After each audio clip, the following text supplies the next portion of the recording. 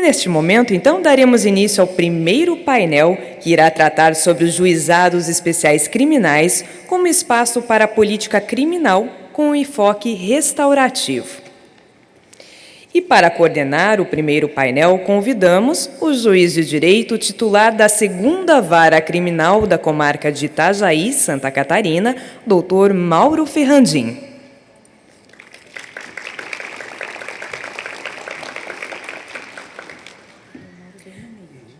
Convidamos para compor o dispositivo deste primeiro painel o excelentíssimo ministro do Superior Tribunal de Justiça, Antônio Saldanha Palheiro.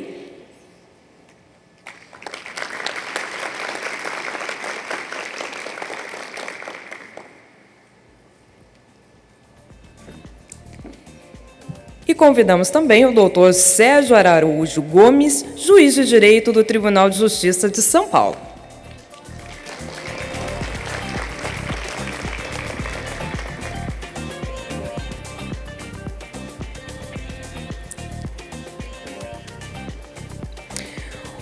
O Dr. Mauro Ferrandin é graduado em Direito pela Universidade Federal de Santa Catarina, UFSC, em 1997, pós-graduado em Direito da Comunicação pela Universidade de Coimbra, em 2006, mestre em Direito pela Universidade do Vale do Itajaí, Univale, doutor em Direito e Ciência Política pela Universidade de Barcelona, em 2018, professor instrutor da Academia Judicial do Tribunal de Justiça de Santa Catarina, professor da Escola da Magistratura do Estado de Santa Catarina, professor da Escola do Ministério Público do Estado de Santa Catarina, instrutor do CNJ nas áreas de conciliação e mediação, professor da Escola Nacional de Formação e Aperfeiçoamento de Magistrados, membro da diretoria do FONAGE, integrante do grupo de trabalho da presidência do CNJ para a reestruturação do sistema dos juizados especiais e juiz de direito, atualmente em exercício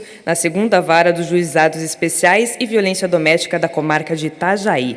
Com a palavra, doutor, por gentileza. Bom dia a todos. Em primeiro lugar, gostaria de agradecer e dizer a alegria que tenho de começar este FONAGE com um painel dos Juizados Especiais Criminais. A nossa luta dentro do sistema não é nova e a importância do que ocorre dentro dos Juizados Especiais Criminais tem sido refletida em todo o sistema de política criminal atual. Temos na ordem do dia a discussão sobre a justiça negocial e seus benéficos efeitos para a sociedade, na solução de conflitos, muito mais que na resolução de processos. E este modelo brasileiro é admirado em diversas partes aqui do Brasil e até na Europa, no exterior, em vários outros países.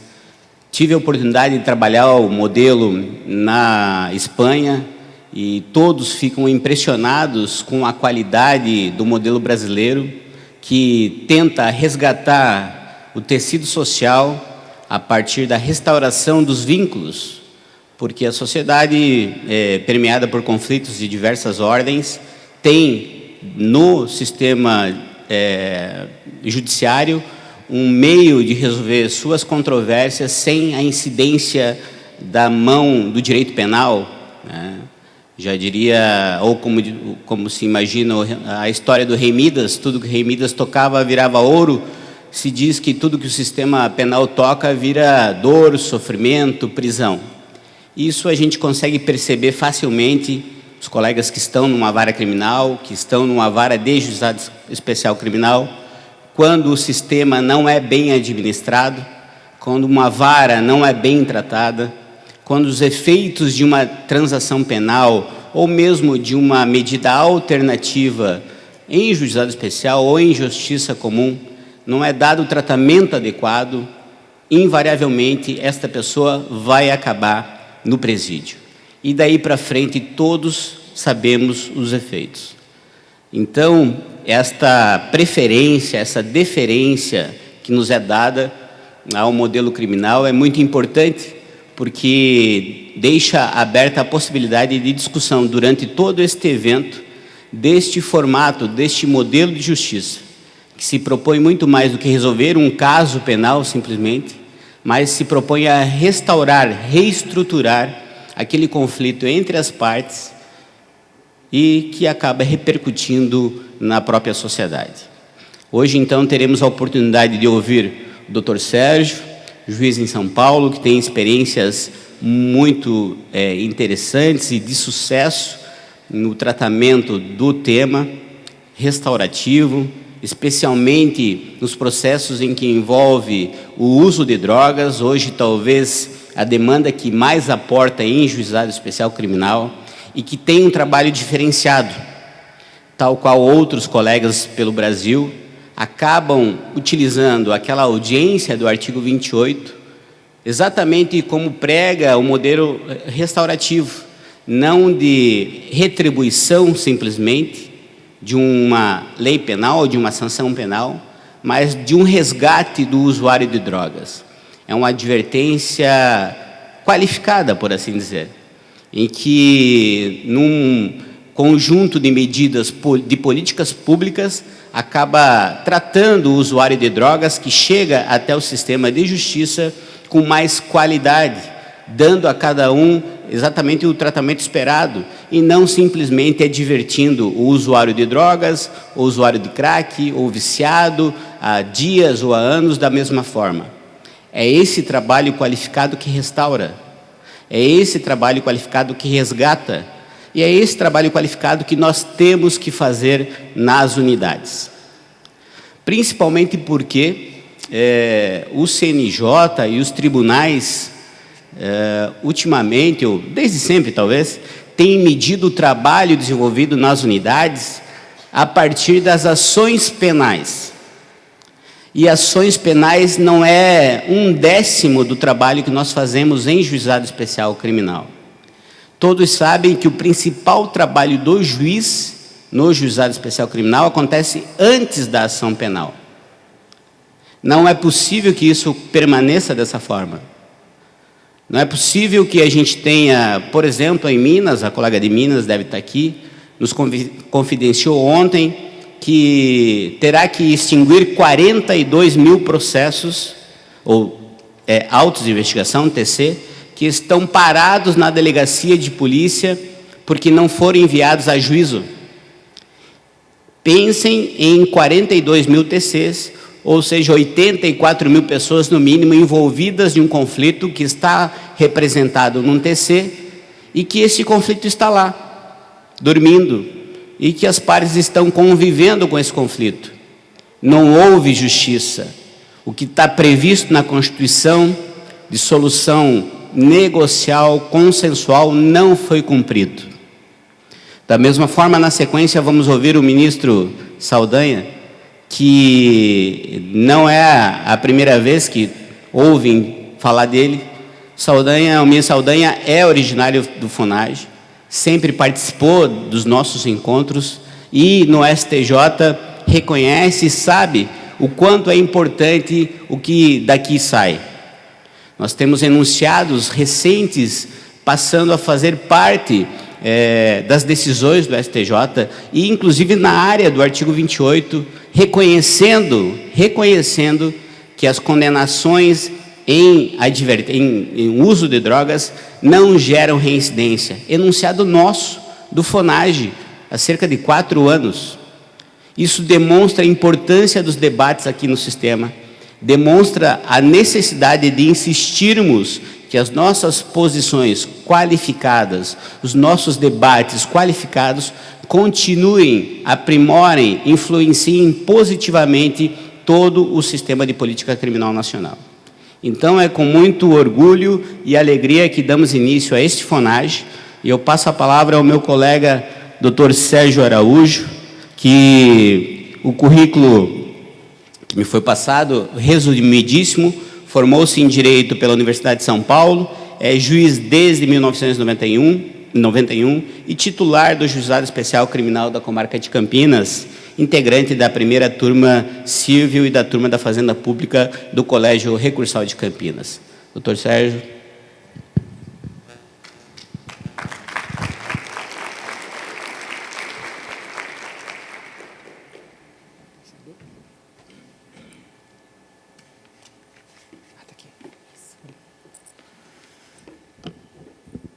Bom dia a todos. Tá fraco, pessoal. Bom dia. Agora sim.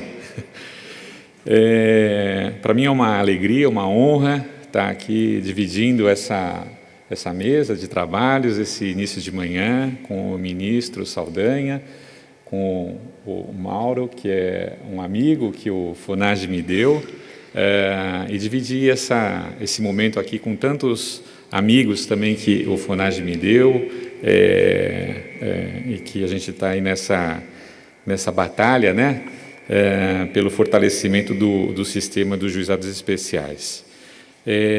A nossa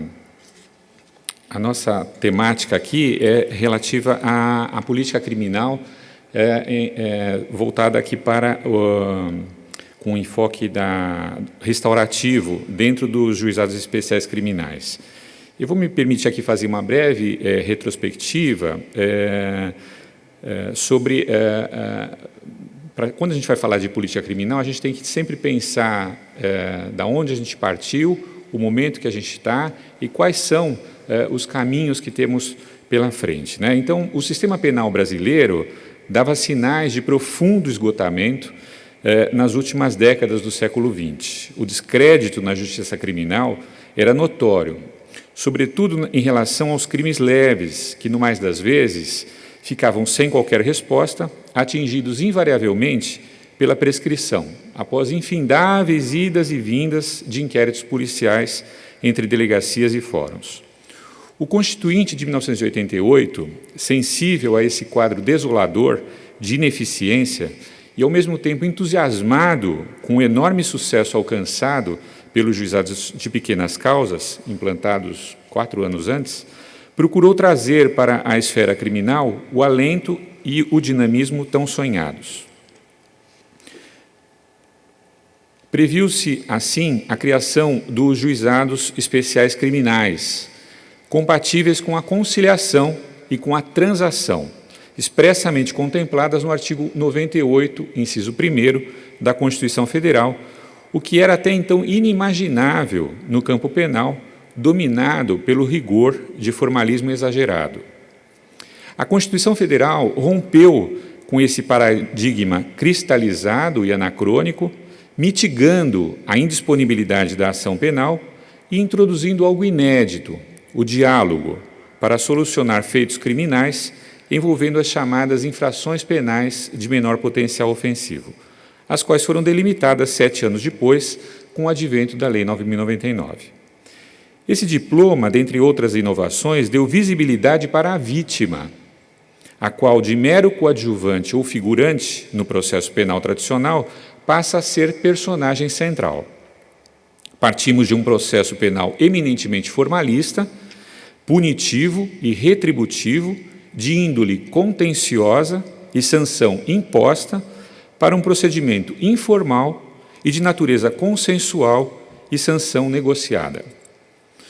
Surgiram, então, institutos jurídicos que evitavam a instauração de processos criminais, impediam o risco de indesejável encarceramento e viabilizavam soluções consensuais, simples, rápidas e seguras, a composição de danos civis, a transação penal e a suspensão condicional do processo.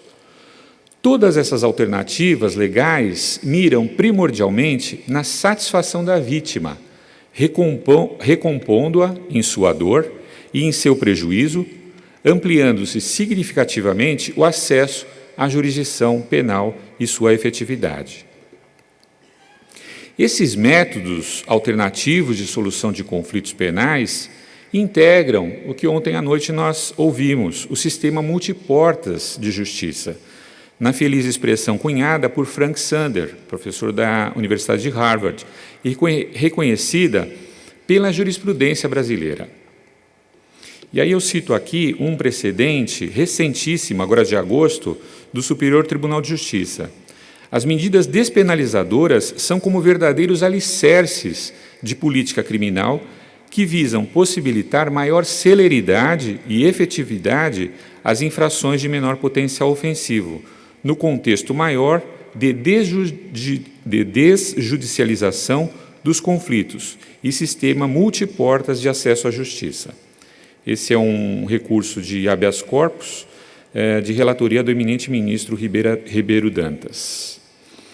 Saímos, portanto, de um sistema monolítico, de uma porta só, para um sistema flexível, multiportas, com respostas diferentes e mais adequadas à criminalidade. Procura-se substituir na sempre lembrada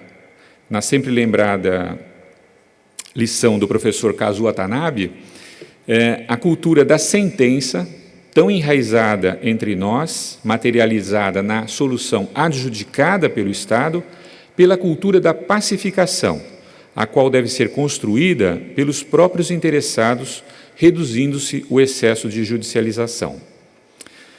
Passados 25 anos de vigência da Lei 9.099, com certa incompreensão inicial na sua aplicação, exemplo disso foram as cestas básicas, embora ora substituídas pela prestação pecuniária regulamentada pelo CNJ, a Resolução 154 de 2012, percebe-se que esse modelo de justiça criminal consensual pode corrigir sua rota, projetando-se revigorado e prestigiado para o próximo quarto de século, no enfrentamento dos mais de 500 tipos penais inseridos em sua competência de índole constitucional.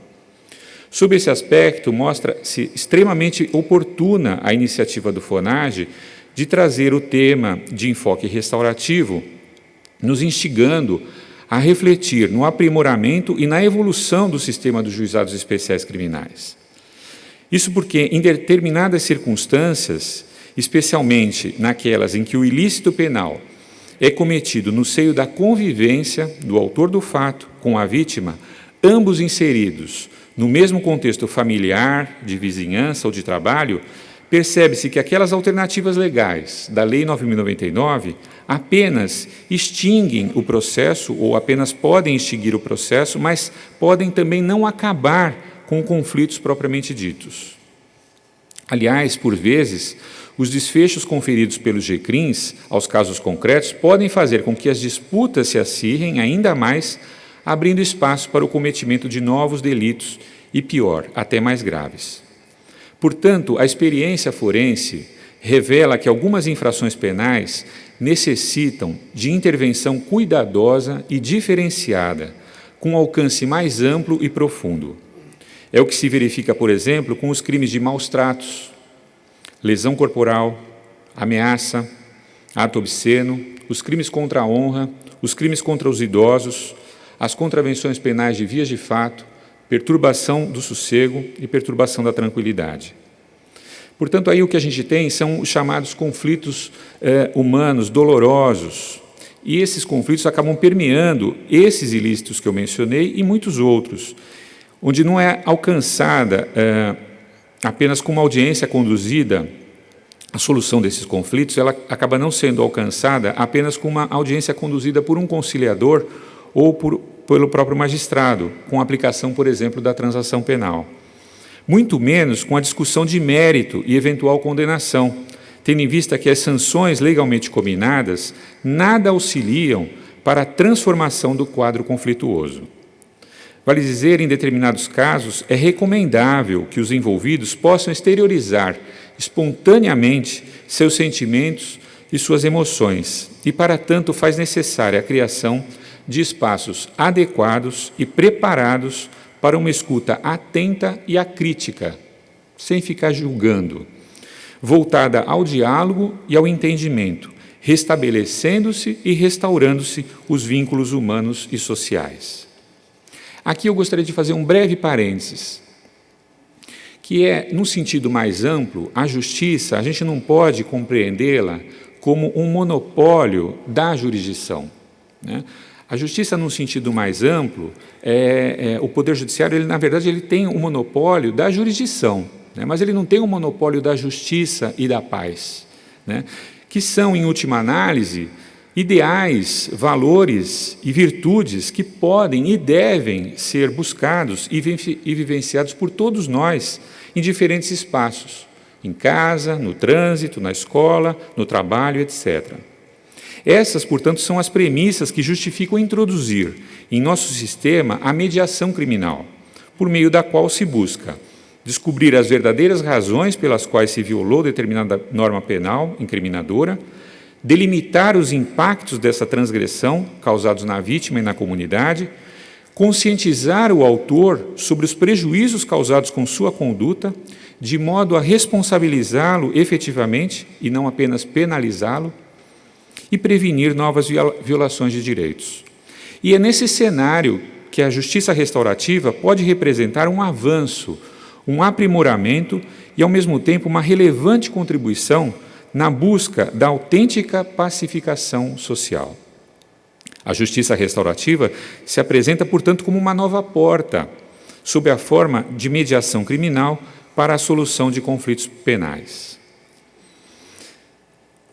A justiça restaurativa, ela se assenta em 3 R's.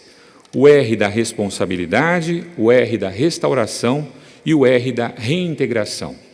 A responsabilidade do ofensor. Muitos, às vezes, falam assim, mas a justiça restaurativa é passar a mão na cabeça do infrator. Não é, ao contrário. A responsabilidade aqui é, muitas vezes, aferida e aquilatada de uma forma mais contundente quando o ofensor, o autor do fato, ele tem a possibilidade de se defrontar com as consequências dos seus atos. E é só isso que faz com que ele possa se conscientizar. O R da restauração, sob a forma de reparação do prejuízo causado à vítima. E a gente aqui está falando de cura de feridas. E o R da reintegração, com a recuperação dos vínculos sociais e o resgate da convivência. Nós temos... Fiz aqui um quadro entre as diferenças fundamentais entre o modelo tradicional da justiça penal e o modelo restaurativo. O modelo tradicional ele tem um paradigma punitivo. O modelo restaurativo ele tem um paradigma responsivo, né? Enquanto o primeiro é centrado na violação da lei penal, o segundo é centrado nas consequências da conduta. Então, a gente precisa mudar o nosso enfoque. Quando a gente pensa no modelo punitivo, o ponto de partida é sempre um conceito jurídico-normativo de crime, né? Portanto, ele tem um caráter unidisciplinar.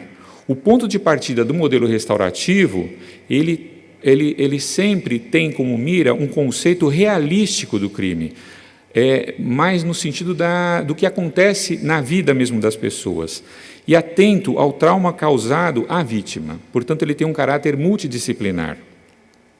No modelo tradicional, nós perguntamos qual é o tipo penal que foi transgredido, qual é a sanção aplicável. No modelo restaurativo, se pergunta quem foi prejudicado, quais as suas necessidades, como atender a essas necessidades. O modelo tradicional diz, você fez isso, então merece ser castigado. No modelo restaurativo, ele diz, já que você reconhece que fez isso, o que você pode fazer agora para restaurar isso? O modelo tradicional sempre se concentra na culpa e no passado. O modelo restaurativo ele é voltado para o futuro e para a restauração dos relacionamentos estremecidos. Portanto, o que a gente tem no modelo tradicional é uma visão fragmentada e superficial do conflito. As questões de fundo ficam invisíveis e são desprezadas. O modelo restaurativo ele procura mergulhar a fundo no conflito, captando-se em sua dimensão mais ampla. O infrator ele acaba sendo visto no modelo tradicional sempre pelo lado negativo. Ele é rebaixado para sofrer a sanção, para suportar a punição. No modelo restaurativo, o infrator ele é visto no seu potencial para se responsabilizar pelos danos causados e corrigir a situação. Portanto, o modelo tradicional ele tem um viés de estigmatização e de menor significação da punição penal, ao passo que o modelo restaurativo ele tem um viés de ressocialização com maior significação da punição penal. Enquanto um visa reduzir a criminalidade com dissuasão e intimidação, o restaurativo procura apaziguar e reduzir o impacto dos crimes na vida das pessoas, com persuasão e conscientização acerca do respeito às normas. No modelo tradicional, o Estado inibe o diálogo do ofensor com a vítima e retribui o mal com outro mal, que pode não produzir ou representar qualquer bem para a vítima. No modelo restaurativo, há um encorajamento ao diálogo, voltado à mais ampla responsabilização do ofensor, que é estimulado a se sensibilizar com a dor da vítima, que é a empatia, que ontem foi aqui falado, se colocar no lugar da vítima, como é que ele se sente ou se sentiria no lugar da vítima se fosse o alvo da própria ação. E tem a oportunidade de pedir perdão, o que é impensável no sistema tradicional. Portanto, o nosso modelo punitivo, ele fomenta a extrema hostilidade vítima versus ofensor, com desprezo pela comunicação não violenta. No sistema restaurativo, o que se busca é a reaproximação com valorização de comunicação não violenta.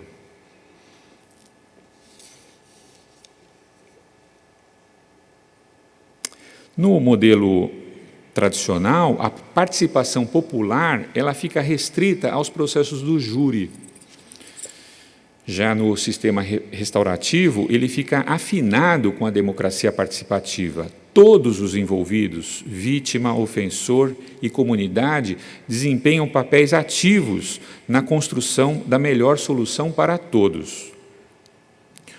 No modelo tradicional, o poder decisório ele fica a cargo das autoridades. O Estado tem um poder central. É a polícia, é a autoridade policial, é o juiz de direito, é o Ministério Público.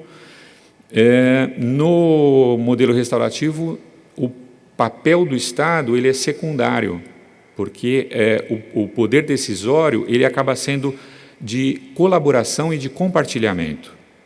Portanto, há aqui um papel secundário do Estado. O formato da justiça criminal comum é um formato vertical, de cima para baixo, com solução imposta.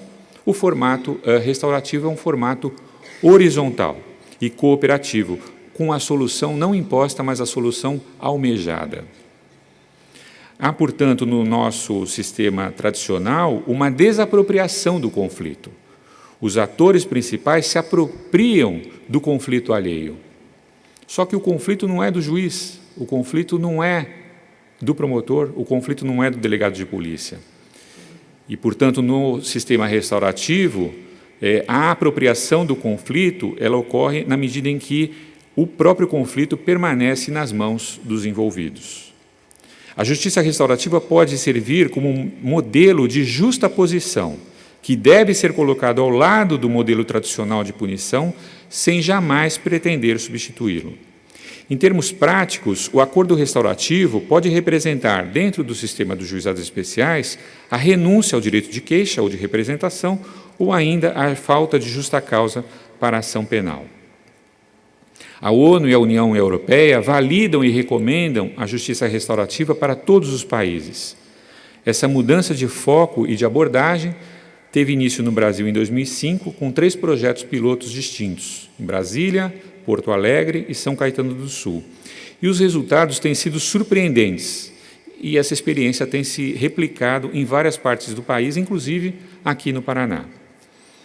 Atento a essa realidade, o Conselho Nacional de Justiça editou a Resolução 225, em 2016, que dispõe sobre a Política Nacional de Justiça Restaurativa, no âmbito do Poder Judiciário, definindo-a como um conjunto ordenado e sistêmico de princípios, métodos, técnicas e atividades próprias que visa a conscientização sobre os fatores relacionais, interinstitucionais e sociais motivadores de conflitos e violência, e por meio do qual os conflitos que geram dano são solucionados. Tal se dá com a participação indispensável e voluntária tanto do ofensor, do autor do fato, como da vítima, além das respectivas famílias e de pessoas da comunidade do seu relacionamento, atingidas pelo fato danoso. A coordenação dos trabalhos deve se dar por um ou mais facilitadores restaurativos, capacitados em técnicas autocompositivas e consensuais de solução de conflitos. Preferencialmente, esses facilitadores devem ser assistentes sociais e psicólogos que auxiliam na comunicação dos envolvidos. O foco central deve ser a satisfação das necessidades de todos os envolvidos, a responsabilização ativa daqueles que contribuíram direta ou indiretamente para a ocorrência do fato danoso e o empoderamento, uma palavra que eu não gosto muito, mas é uma palavra da moda, o empoderamento, o fortalecimento da comunidade, destacando a necessidade da reparação do dano e da recomposição do tecido social, rompido pelo conflito e as suas implicações para o futuro.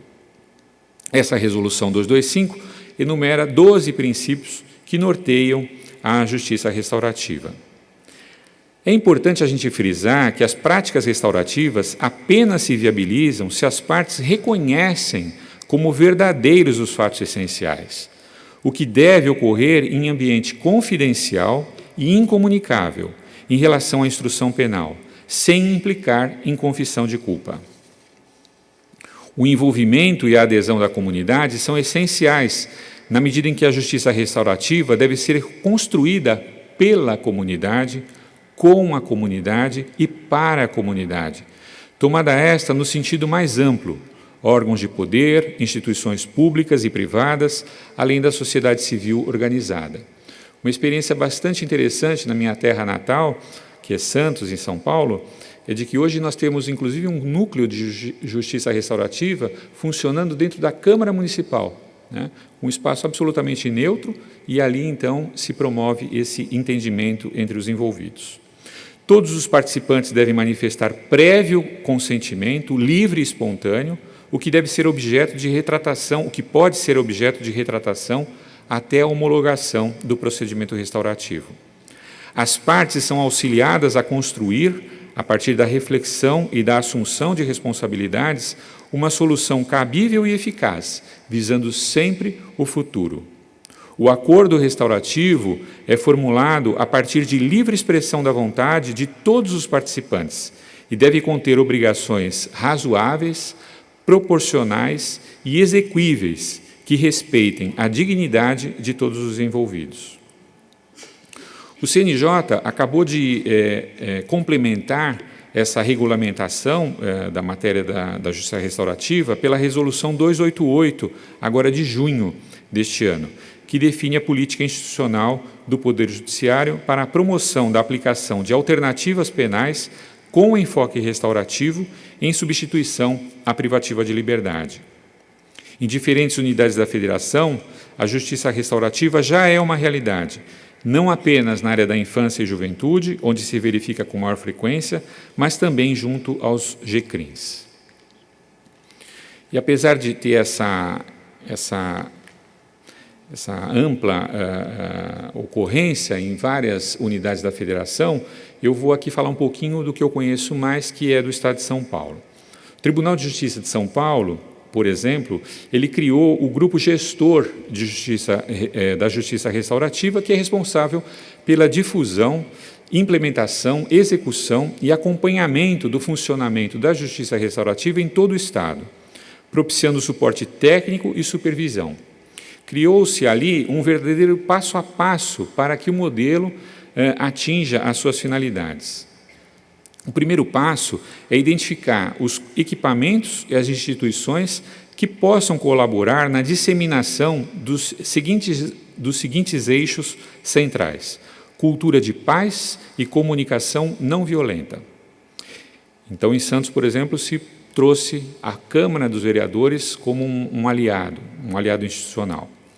Em segundo lugar, vem a criação de um grupo gestor interinstitucional local, composto por todos os representantes que devem se reunir periodicamente, objetivando uma atuação sistemática e cooperativa.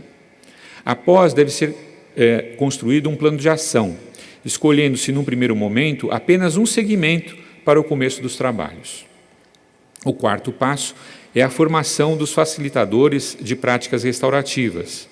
E, anualmente, a Escola Paulista da Magistratura ministra esses cursos de formação para os facilitadores, para os mediadores criminais. O efetivo funcionamento da justiça restaurativa vem com a criação do seu núcleo, que é o espaço físico e o centro irradiador dos princípios que o regem. Pode estar sediado no fórum ou em outro local acessível e próximo da comunidade, dotado de estrutura adequada e segura. É ali que ocorrem encontros muitas vezes difíceis.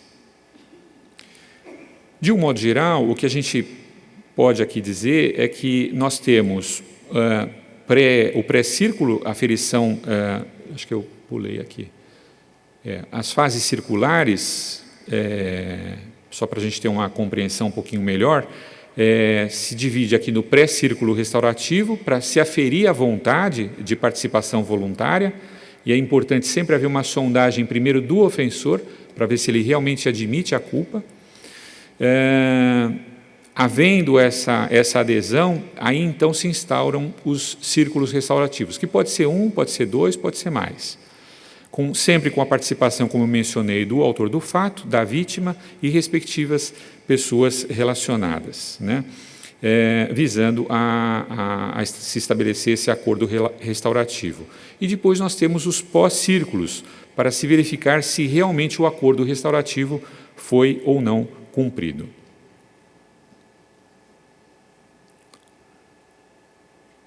As práticas restaurativas têm como meta de longo prazo a transformação da realidade social, substituindo-se a lógica do medo, do discurso de violência e de intolerância e da violência, pela lógica da comunicação não violenta, do respeito e da empatia, formando um ambiente verdadeiramente democrático em que predomine a cultura da paz. A implantação e o sucesso do modelo de justiça restaurativa depende muito da compreensão de que um órgão sozinho não consegue lidar com o complexo fenômeno da violência e que apenas pela integração de diferentes instituições com atuação coordenada é possível construir efetivamente caminhos para uma sociedade mais justa, humana e fraterna. Para finalizar, eu percebo que há, às vezes, alguns questionamentos, né? Já que a Lei 9.099 ela não prevê o acordo restaurativo como uma das formas de solução dos conflitos, né? E a questão, então, que eu levanto aqui dentro dessa abordagem é: será que é realmente necessária a modificação da legislação? Será que realmente é importante inserir na Lei 9.099 o acordo restaurativo?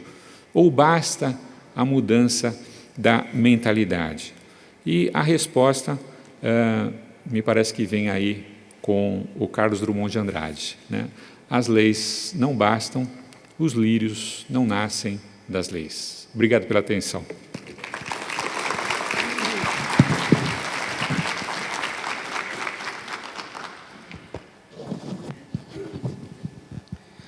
Bom, com a qualidade que é peculiar ao nosso colega Sérgio, nos trouxe um panorama muito oportuno sobre a evolução do sistema, e eu posso trazer da sua fala as importantes reflexões sobre a mudança de paradigma, né? Dizia o professor Vará que se a gente olhar o novo com os olhos do velho, o novo se torna velho.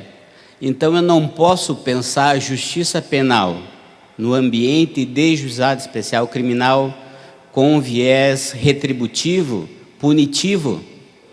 A minha visão, a visão do magistrado, tem que ser protagonista no sentido restaurativo. A restauração dos conflitos sociais é o primeiro olhar que deve ser lançado para o procedimento investigatório que está no TC. Vejam, o que o Sérgio, imagino, quis dizer é que o crime não é algo ontológico. O crime não existiu desde sempre, não existe desde sempre.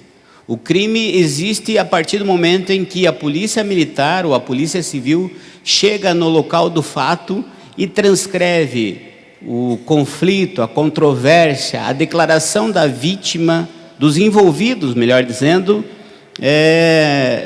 no resumo do boletim de ocorrência, no que está contido no boletim. Aí se transformou em crime.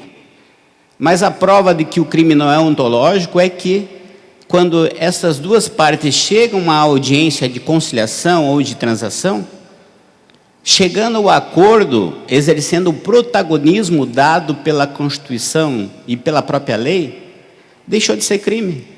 Se resolveu a priori ou definitivamente o que a polícia disse que é crime, com um aperto de mão, com um desculpe, com um reconhecimento de culpa, com a efetiva solução daquela controvérsia.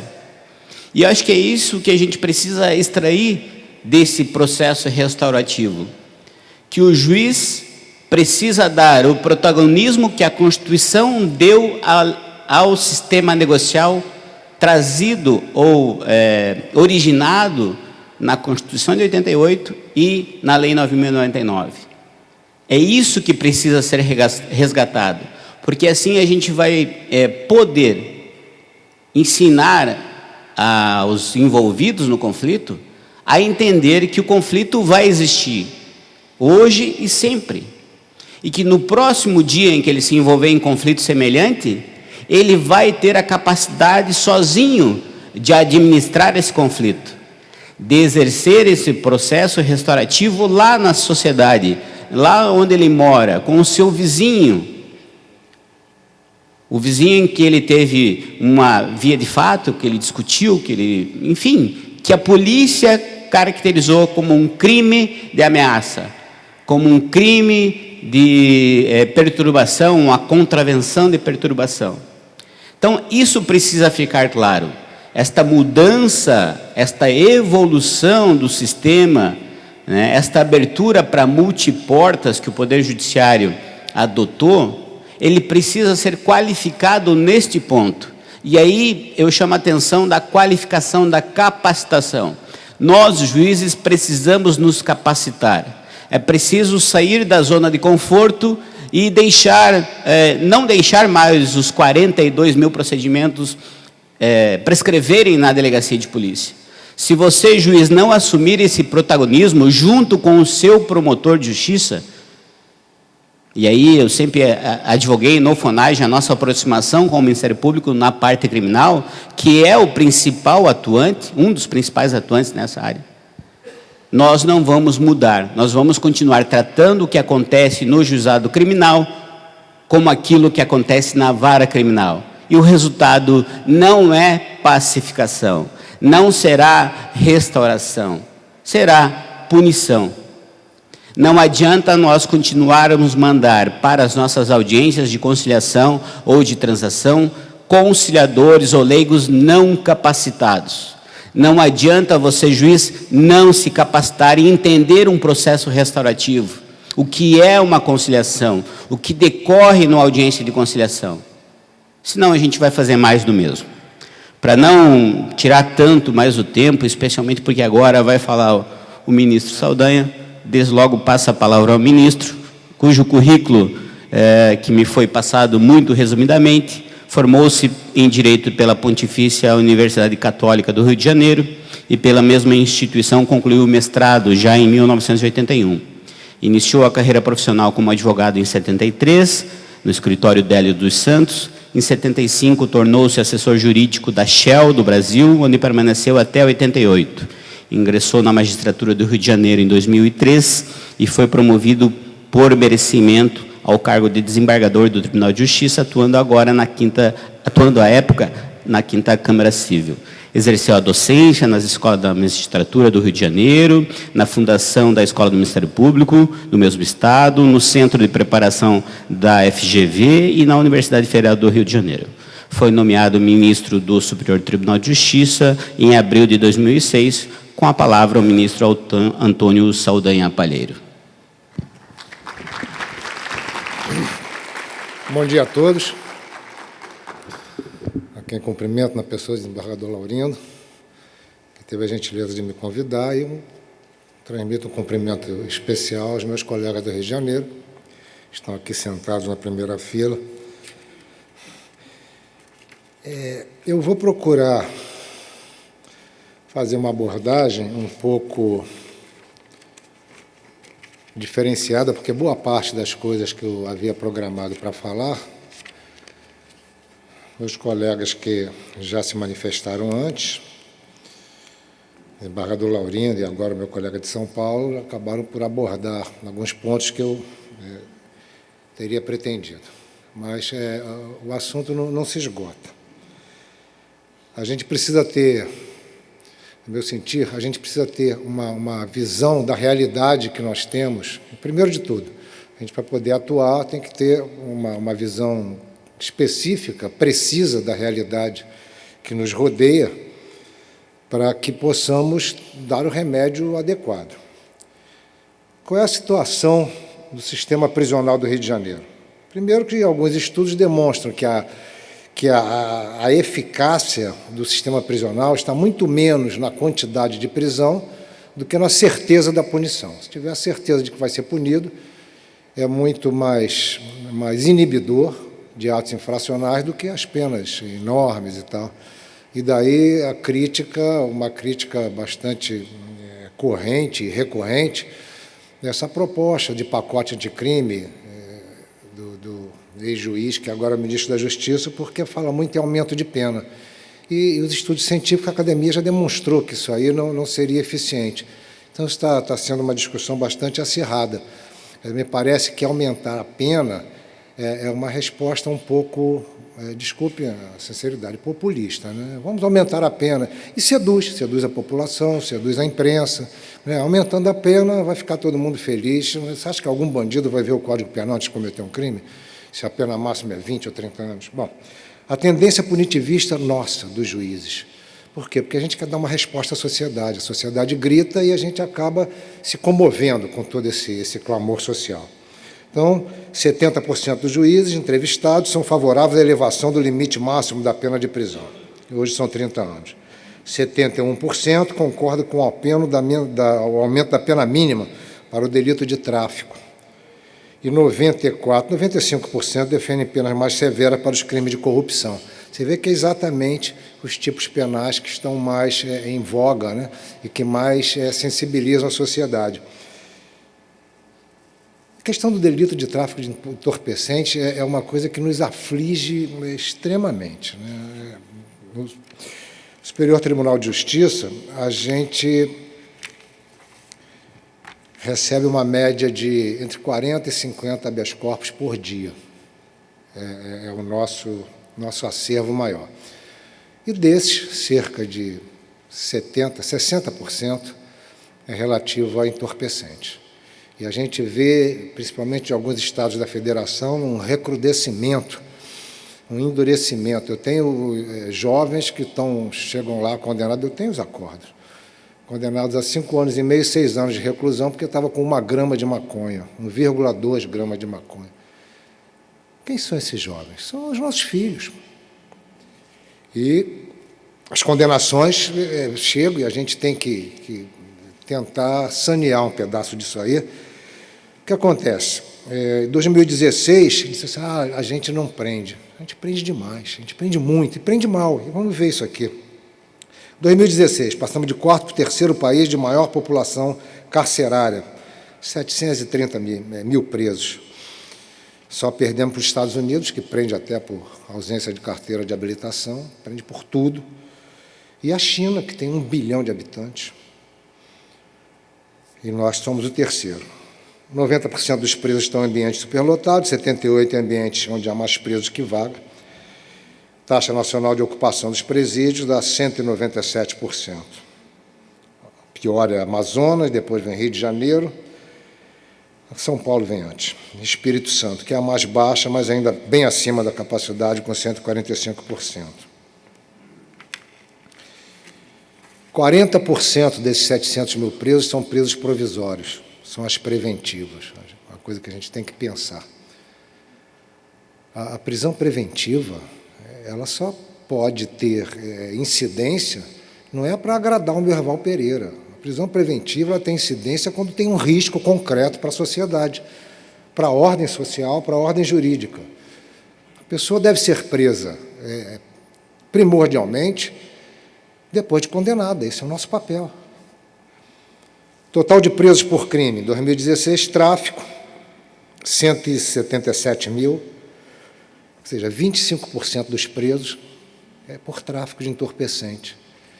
Enquanto os países mais evoluídos do mundo estão liberando alguns entorpecentes, porque já viram que é impossível combater. O Canadá liberou há pouco mais de um ano, e o argumento é basicamente econômico. Gastamos bilhões de dólares, não reduzimos um ponto percentual no uso de entorpecente. Então, ao invés de gastar, vamos arrecadar. No último ano de legalização da maconha para uso medicinal e recreativo, no Canadá, a arrecadação tributária foi maior que a da Coca-Cola. Roubo, 154, furto, 73.700 e homicídio, 68 mil. Ou seja, 25%, volto a repetir, é questão relativa a entorpecente. E muito mal presos, porque a gente não prende necessariamente, primeiro, os grandes traficantes, segundo, os traficantes violentos que estão com arma. O que a gente prende é o varejeiro, é o garoto que está na esquina vendendo maconha, ou crack, ou cocaína, a maioria das vezes para sustentar seu próprio vício ou para pequenas despesas. É o menino do varejo, são esses que a gente prende, porque é mais fácil. A polícia faz a estatística e prende um menino que não tem reação, não tem apetrechos de tráfico, balança, de precisão e essas coisas. Está lá com os saquinhos dele de crack, de cocaína e de maconha, e a gente prende desordenadamente. No STJ a gente tem soltado. A gente tem medidas cautelares, medidas alternativas. Então, você proíbe de sair de casa à noite, você bota a tornozeleira eletrônica, você estabelece uma série de medidas que você acaba mantendo um controle mais social do que jurídico sobre aquela pessoa, sem necessidade de colocar dentro de uma cadeia, que só traz ônus para nós, em todos os sentidos. A gente é que paga essa conta. As pessoas privadas de liberdade entre 1990 e 2016, ou seja, 15 anos, teve um crescimento de 700%, sem qualquer impacto nas taxas de violência. Conclusão evidente, prende-se muito, mas prende-se mal. A maioria dos encarcerados são agentes de delitos sem violência que entram em contato com criminosos graves. Houve uma decisão que todos conhecem, não vou me deter, do Tribunal Pleno do Supremo Tribunal Federal, julgado em 2015, na DPF 347, que trouxe a baila chamado Estado de Coisas Inconstitucional. É o nosso sistema prisional, medieval. E a gente acaba ficando sensibilizado por discursos moralizadores, né, que a gente já viu que, historicamente, trazem resultado muito ruim. Né, discursos de que a melhor coisa que existe no Maranhão é o presídio de Pedrinhas, onde as pessoas jogam futebol com a cabeça dos seus desafetos. E a gente acaba se sensibilizando, porque tem muita violência. E a violência nos atinge a nós, os nossos familiares, no nosso dia a dia, no nosso cotidiano. E aí vai um distanciamento que a gente está conseguindo estabelecer uma linha de corte no Superior Tribunal de Justiça, que é exatamente os crimes violentos e os crimes não violentos. E esse é um divisor de águas bastante relevante. Quem tem que ficar preso é aquele sujeito que faz mal às pessoas, que comete violência, grave ameaça, aqueles que estão com uma arma te ameaçando. Esses têm que ficar presos desde sempre. É bicho, não pode ficar na rua, que vai fazer mal físico às pessoas, né, aos seus circunstantes. Os outros, a gente vê a necessidade, avalia. mas avalia e olha com olhos de enxergar, né? Não é simplesmente ir prendendo. Tem estados que estão destacadamente na frente, num ranking ao contrário, né? Prende desesperadamente, não cabe citar os estados, né? Mas prende desesperadamente pessoas que não trazem risco social. Aí você diz, mas o tráfico é um mal. A fundamentação das prisões, as decisões, principalmente a decisão de uma prisão antecipada, de uma prisão preventiva, tem que ser muito bem fundamentada. A gente tem que justificar de forma muito densa, muito consistente, por que eu vou tirar uma pessoa encarcerada antes dela ser condenada? Eu preciso demonstrar o risco social, demonstrar o risco ao processo, demonstrar o perigo de fuga. E as decisões, as deliberações de prisões provisórias são muito mal fundamentadas. Muito mal fundamentadas. E a gente não tem tempo para ficar perdendo, não. Se não tiver uma fundamentação consistente, a gente revoga. E é lamentável, porque às vezes o juiz não trabalha como devia e quem paga a conta é a sociedade, né? Que vai ter um criminoso, às vezes, violento na rua, porque a gente chega a ver decisões que tem o parentezinho, OIA. Você vê que é uma decisão impressa que serve para tudo, decisões chapadas. Quer dizer, e lá a gente não aceita. Não dá, porque nós somos um tribunal de legalidade procedimental. A gente não avalia fato, a gente avalia a legalidade do procedimento. Muito bem. Tem uma pesquisa do IPEA, tendência para 2023. Manutenção do perfil de desigualdade social, fácil acesso à arma de fogo, crescimento da criminalidade violenta, principalmente no interior do país. Os grupos criminosos do interior têm se mostrado de uma selvageria inimaginável, muito mais violentos que o das grandes capitais. Tem uma organização criminosa chamada Família do Norte, que está atuando no Norte e Nordeste, que é uma coisa, uma barbárie, e a tendência de crescimento. Crescimento de mercados legais e ilegais, explorados por organizações, fortalecimento das facções, aumento de circulação de drogas ilícitas e manutenção da política repressiva. Vamos ver, o Supremo Tribunal Federal está para julgar a possível descriminalização do uso da maconha.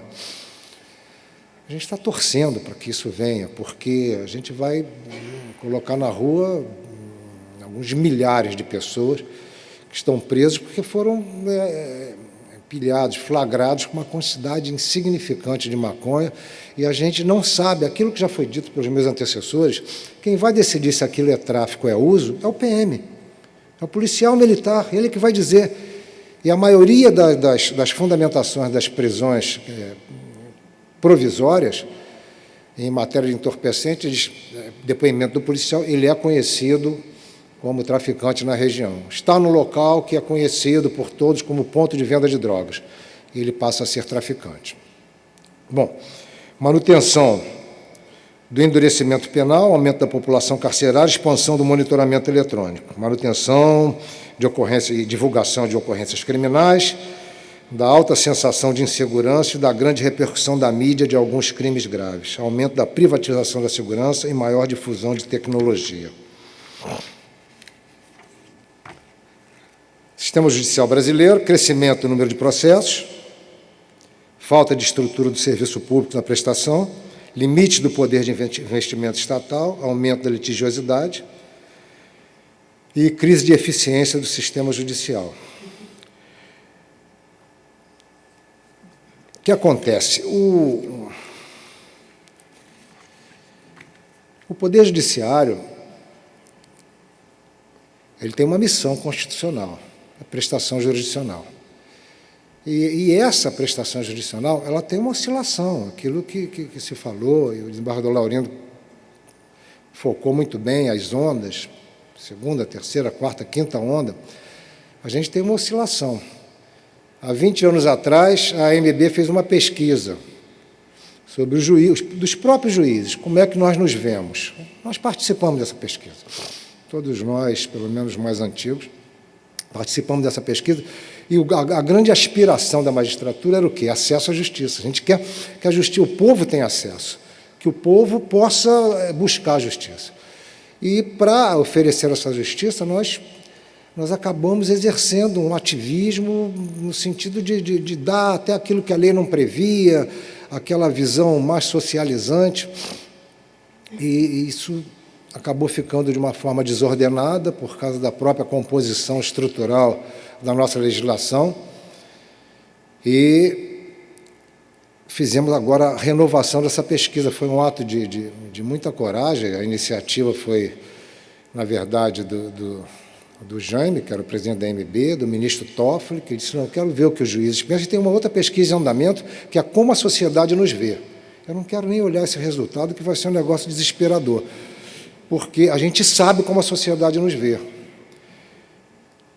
E o Toffoli bancou isso. Ele disse: não, eu quero saber, vamos botar, vamos rasgar a fantasia e cortar na própria carne. A pesquisa dos juízes, que já foi tabulada, mostrou um perfil preocupante. Os juízes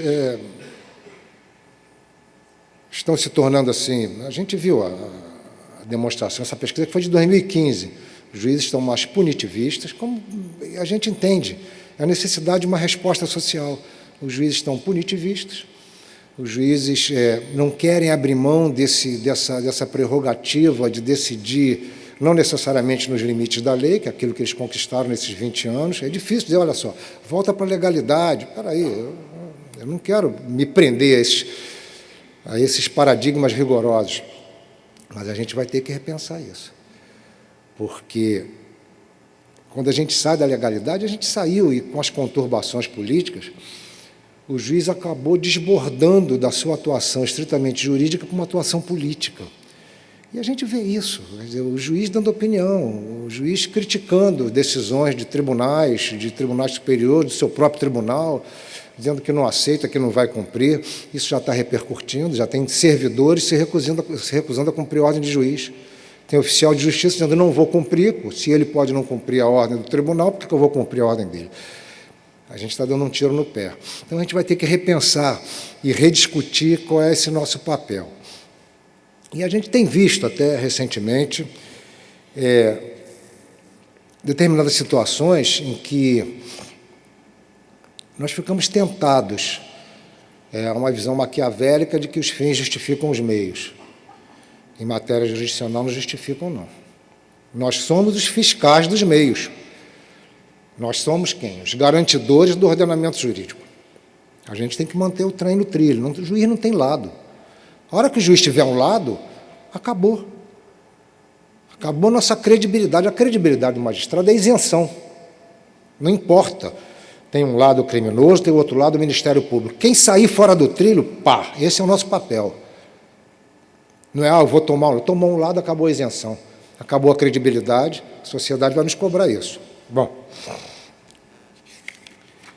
quais são as medidas já adotadas para tentar diminuir essa consequência do encarceramento? Descriminalização de algumas condutas irrelevantes para focar em crimes mais lesivos e perigosos. Estímulo à aplicação de penas não privativas da liberdade, reservando-se o cárcere como última ratio, última medida para os delitos mais graves. As medidas já adotadas: em cima, a maior disposição ao consensualismo, evitar o processo. Quais são as medidas já adotadas? Foi uma evolução no sentido de tentar evitar encarcerar quem não precisa ser encarcerado. A remissão, que é lá do ECA, transação penal, suspensão condicional do processo, acordo de não persecução penal, que foi instituído por uma resolução do Ministério Público. O próprio Conselho Nacional do Ministério Público instituiu uma resolução que ele pode deliberar sobre a não persecução penal em crimes com pena até 4 anos.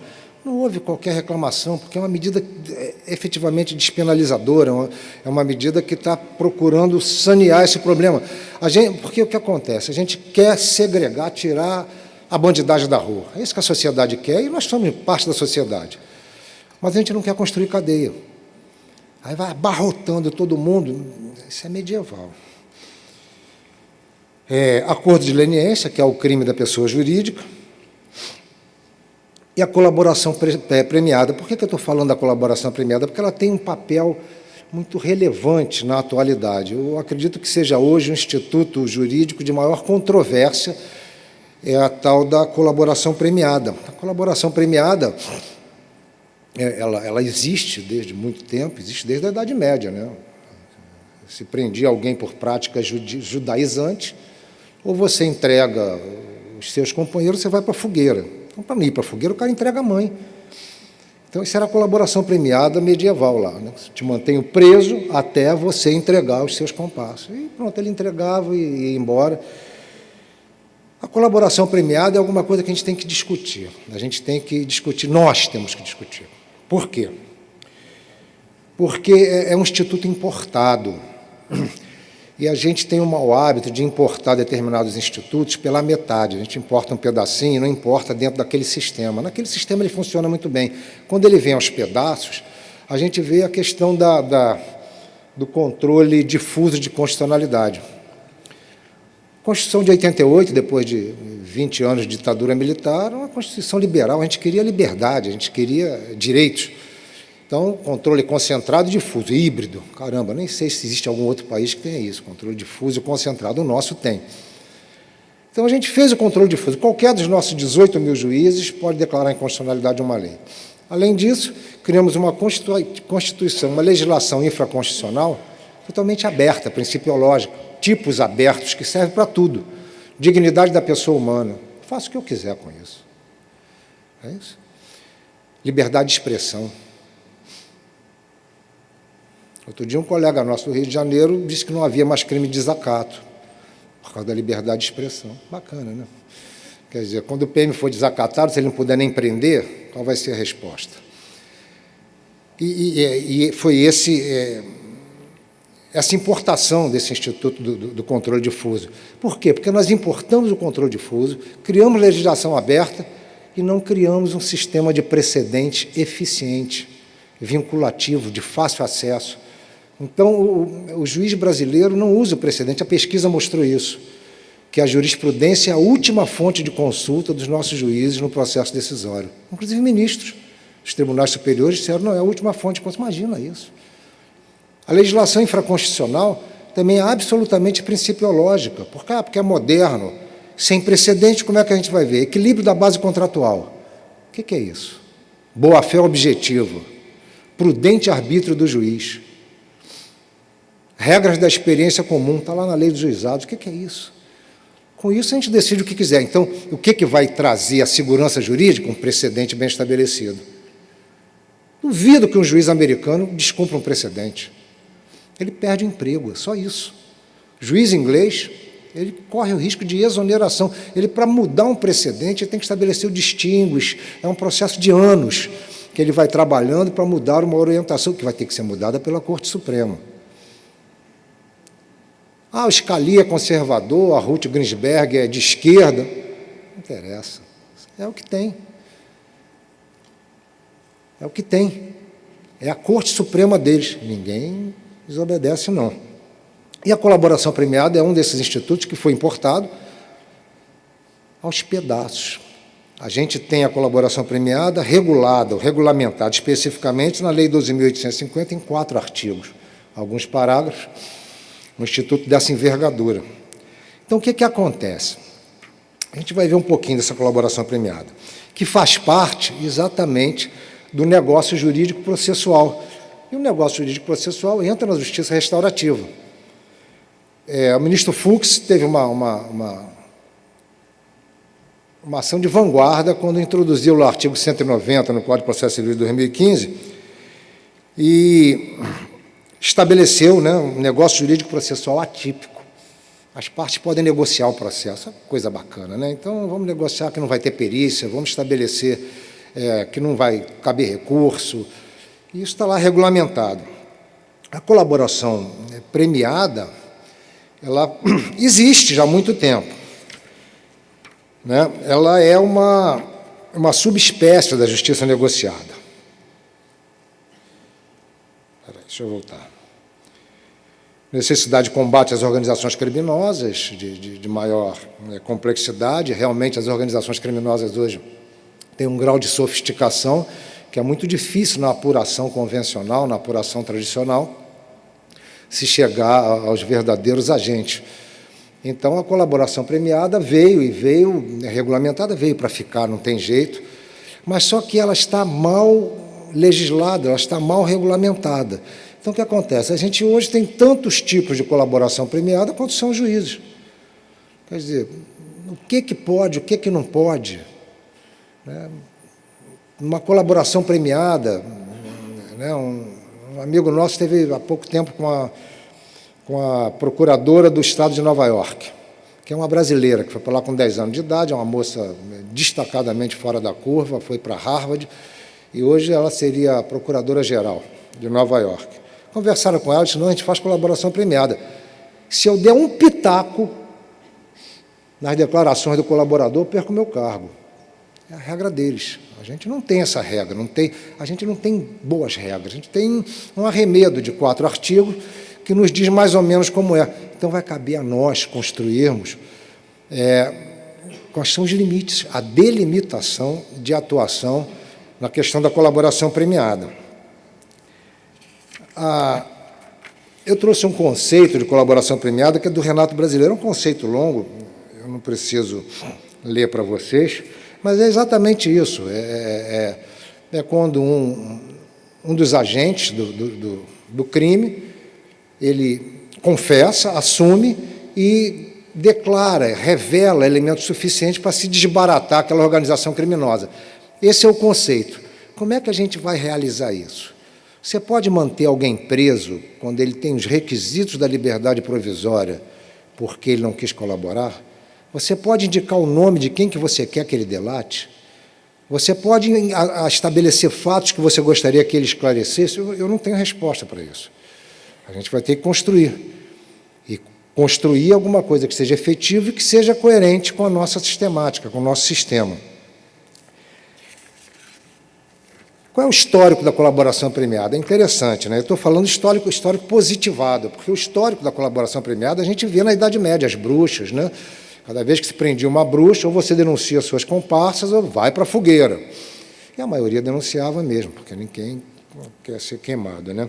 Mas, na legislação, no direito positivado, a gente já tem o primeiro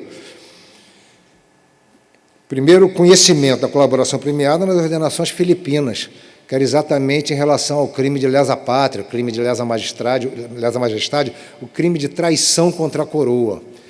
Então, lá dizia, só nesse tipo de crime, aquele que denunciar a traição, a conspiração, ele vai ter o perdão. Tem um exemplo claríssimo na nossa história, que é a Inconfidência Mineira. Joaquim Silvério dos Reis, como é que ele é visto? É visto bem? Não, né? Traidor. Não. E era um homem bastante rico, que estava devendo uma fortuna à coroa, e foi perdoado, tanto pelo crime de conspiração, quanto as suas dívidas. E os outros foram presos, Tiradentes morreu, que era o pobre da história. 8.137, Lei dos Crimes contra a Ordem Tributária, já lá em 1990 falava da colaboração premiada. Lei de Crimes Hediondos, Lei do Crime Organizado, que é lá de 95, Lei de Lavagem de Dinheiro, 98, tem um decreto da Convenção de Palermo, e a nova Lei de Drogas.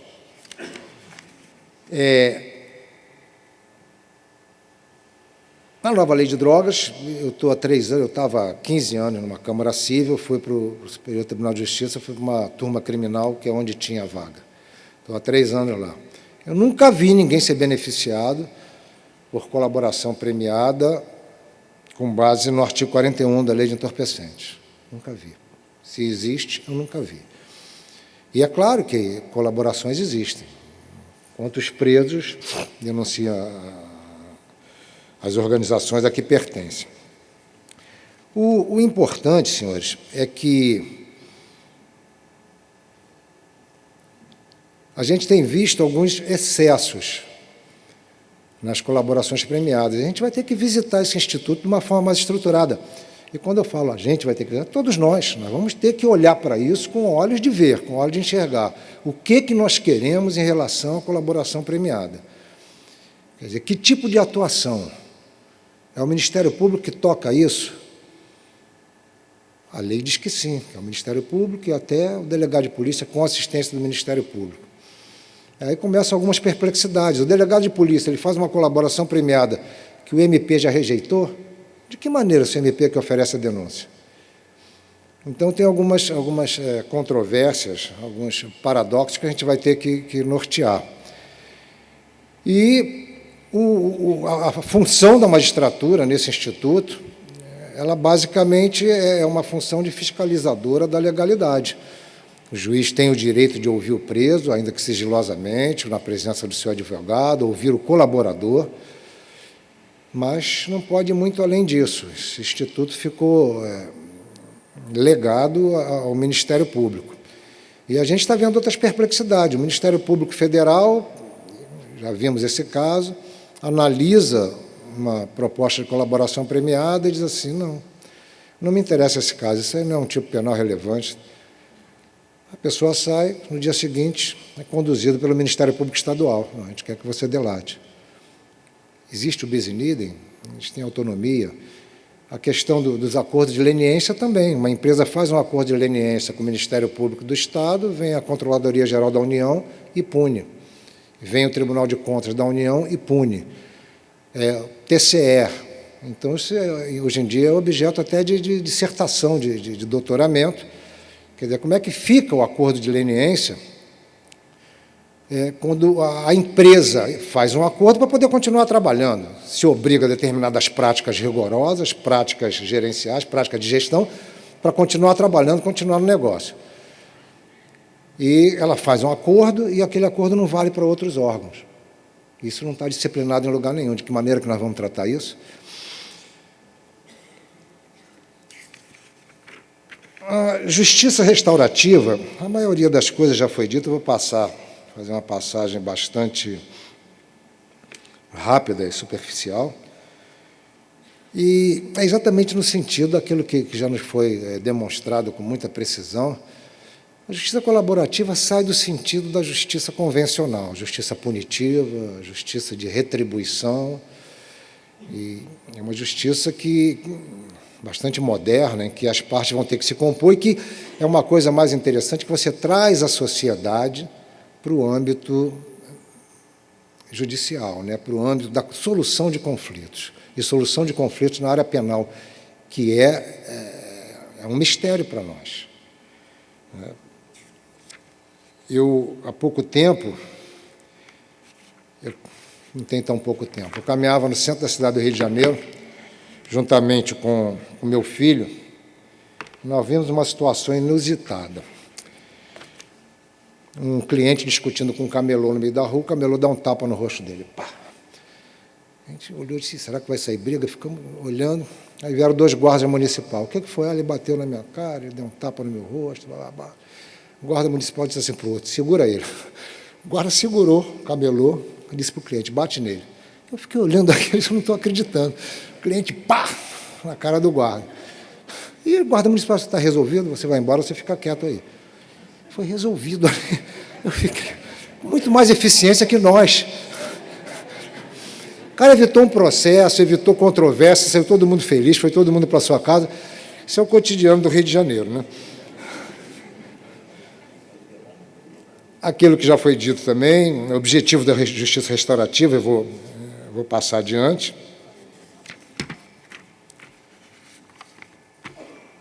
O programa, mediação vítima-ofensor, disponibilidade emocional, equipe multidisciplinar, para mim eu vejo aí a maior dificuldade, porque a equipe multidisciplinar é aquilo que nos traz a maior dificuldade por causa do custo que isso envolve, né? E está lá, suprir a necessidade da vítima, reparar o dano, manter o ofensor em programa educativo, fomento da infraestrutura. Fiz um quadro comparativo, que também já foi explorado, entre a justiça retributiva e a justiça restaurativa, eu vou passar, para não cansá-los. O histórico, a partir de 2002, o desembargador e professor Laurindo ontem explorou isso à exaustão.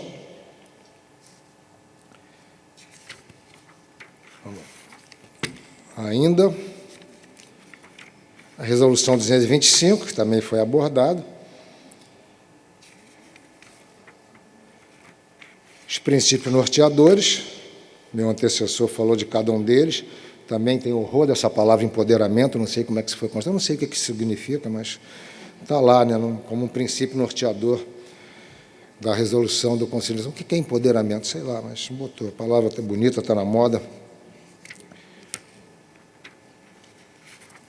Um pequeno histórico do Juizado Especial Criminal, que vocês estão cansados de saber. E na verdade,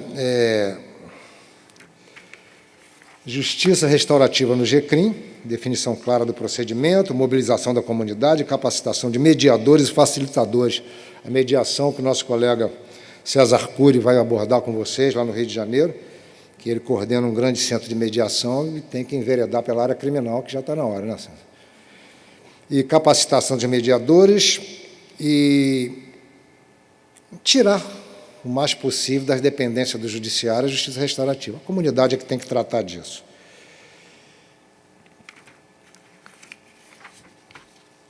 Fiz algumas considerações, mas que não são considerações absolutamente finais. Eu quero acabar com uma outra consideração.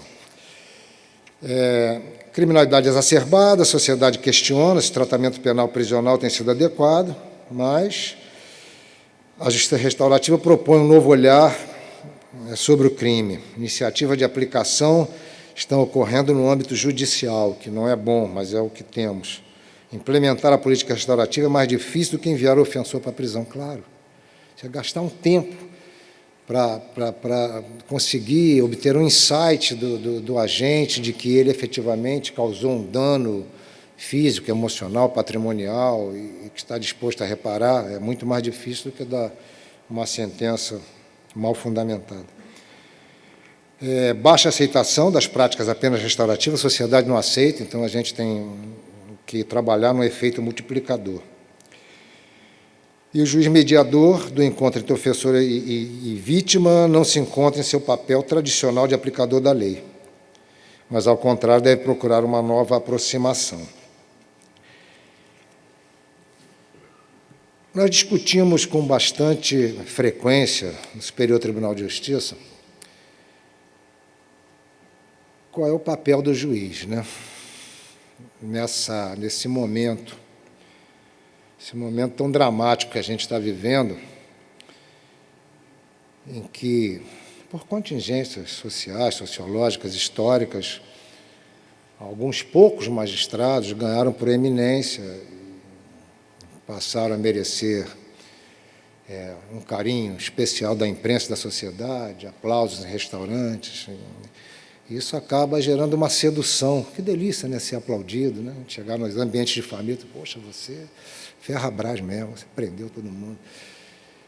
E eu não sei até que ponto isso está trazendo um resultado positivo. A gente tem visto lá prisões indevidas. Prender uma pessoa indevidamente, depois não adianta, desculpe, foi mal. A pessoa fica presa 3 meses, 6 meses, 1 ano, e depois é absolvido. Qual o crime que merece a prisão preventiva? Quer dizer, um crime de colarinho branco tem toda a repugnância social e jurídica de todos nós. Os crimes de corrupção, crimes contra o erário, contra a ordem tributária. Agora, quais são desses criminosos que efetivamente devem ficar presos antecipadamente? São aqueles que colocam risco à ordem social, colocam risco ao processo, está manipulando prova, não tem jeito, está manipulando testemunhas, tem o risco de evasão. Será que as cautelares, na maioria dos casos, não satisfaz? Bloqueia a conta bancária do cara, tira o passaporte, vira ninguém. Vira ninguém. Vai andar de cabeça baixa no meio da rua, mete uma tornozeleira eletrônica. A maioria dos casos tem se revelado eficiente. A gente não tem caso de fuga, a gente não tem caso de reiteração quando as pessoas estão nessas cautelares. Isso não traz um conforto para a sociedade. A gente vê historicamente que a sociedade, num fenômeno de massa, a sociedade quer sangue, né? É normal. Nas cruzadas moralistas, é isso que a gente tem. Muito sangue de inocente. Porque as pessoas querem punição. O nosso papel é muito mais difícil de enfrentar do que simplesmente atender aos clamores sociais. Juiz que atende a clamor social, eu estou falando por mim, tem ministros do Supremo Tribunal Federal que discordam disso. Acha que o juiz tem que estar com os ouvidos atentos à voz do povo. O povo não sabe direito, o povo não conhece o processo. E o que é pior é que a gente vê colegas que também não conhecem o processo, sabem direito. Não tem direito de errar, não, porque sabem direito. Mas sem conhecer o processo, aí criticando, de uma forma desordenada. Isso nos preocupa. Então, eu gostaria de encerrar na votação de uma prisão preventiva indevida de um agente político de muita proeminência, e que nós tivemos que revogar a prisão preventiva porque ela era absurda. Um decreto de prisão preventiva de 130 páginas que se falava dos requisitos 312 em 4 linhas. E nós revogamos sem a menor cerimônia. Depois xingam a gente no aeroporto, problema não, é do jogo. Mas teve o voto de um ministro, e que eu faço questão de trazer, porque é filho dessa terra, o ministro Nefe Cordeiro, que, para mim, no Superior Tribunal de Justiça na área criminal, é de longe o melhor. Os outros são muito bons também, mas ele se destaca. Ele é um paranaense de muita fibra, e ele disse o seguinte: a gente estava votando e já estava 4 votos pela soltura, e ele mandou para mim no inbox assim, eu era o relator: Saldanha, como o resultado está posto, eu vou fazer umas considerações mais abrangentes. Ele falou assim: manter solto durante o processo não é impunidade, como socialmente pode parecer. É, sim, garantia, somente afastada por comprovados riscos legais. É bom que se esclareça, antes de eventuais desejos sociais de um juiz herói contra o crime, que essa não pode ser a função do juiz. Juiz não enfrenta crime. Juiz não é agente de segurança. Juiz não é controlador da moralidade social ou dos destinos políticos da nação. O juiz criminal deve conduzir o processo pela lei e pela Constituição, com imparcialidade e somente ao final do processo, sopesando adequadamente as provas, reconhecer a culpa ou declarar a absolvição. Juiz não é símbolo de combate à criminalidade, é definidor da culpa provada, sem receios de criminosos, sem admitir pressões por punições imediatas. Cabem as garantias processuais a qualquer réu, rico ou pobre, influente ou desconhecido, e centenas, milhares de processos são nesta corte julgados para permitir esse mesmo critério a todos. O critério não pode mudar na imparcialidade judicial. Obrigado.